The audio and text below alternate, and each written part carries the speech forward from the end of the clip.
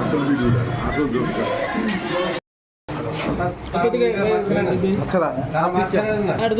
আর কই মাছ খাই নেব ঠিক আছে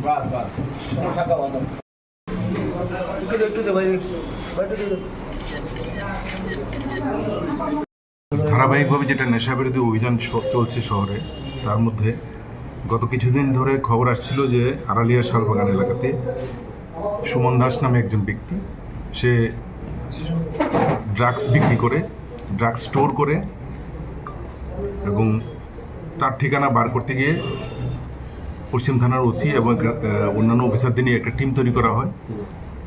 পূর্ব থানার ওসি এবং সুব্রত দেবনাথ এবং তার অন্যান্য অফিসারদের নিয়ে টিম বানানো হয়। সেই টিম অনুযায়ী 2 দিন অবজারভেশন করার পর ফাইনালি গতকালকে বিকাল 5টা নাগাদ তার বাড়িতে রেড করা হয়।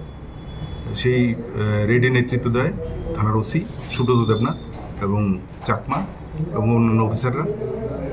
রেড করে তার বাড়ি থেকে 800 ইয়াবা ট্যাবলেট পাওয়া যায় এবং 6.2 গ্রাম brown sugar, empty cartridge empty vial 4000 এবং অন্যান্য প্যাকেটগুলি যেগুলি আছে এগুলিও 6-7টা পাওয়া যায়, যেগুলি খালি ছিল কিছুটা ভর্তি ছিল।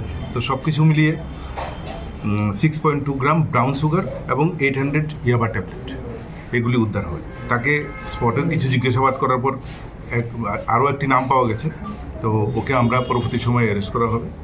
তো এই অভিযান যেটা মানে নেশাবিরোধী যে এই অভিযান সেটা কন্টিনিউ হবে এবং আগামী দিনেও আরও কিছু নেশা কারবারিকে আমরা ধরতে পারবো বলে দৃঢ় বিশ্বাস।